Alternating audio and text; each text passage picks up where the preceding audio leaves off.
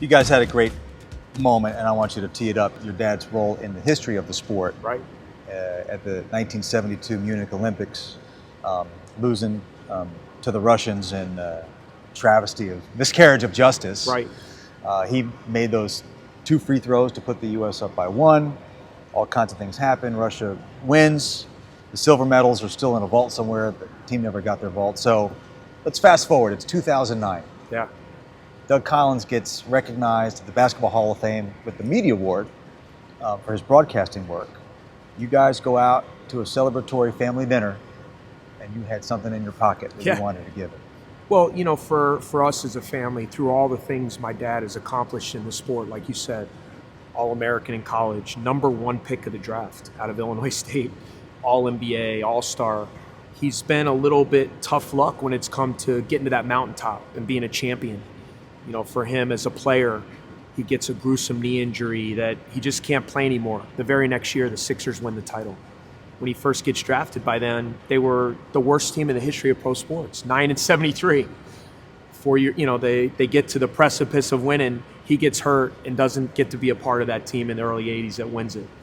He works his butt off as a coach in Chicago, takes over a 30-win team. You know, they go to the Eastern Conference Finals, they make a change. That group of guys win 6 NBA titles.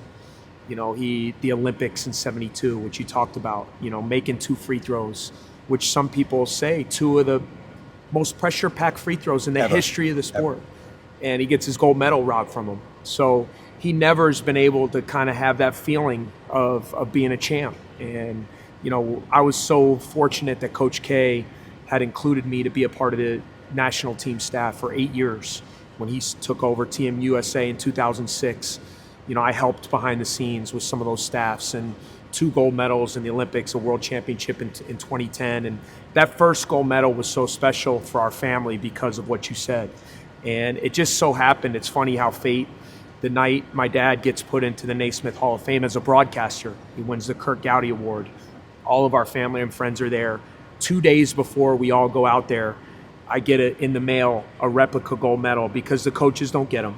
But Jerry Colangelo, being the guy he is, he had replica medals made for all the coaches.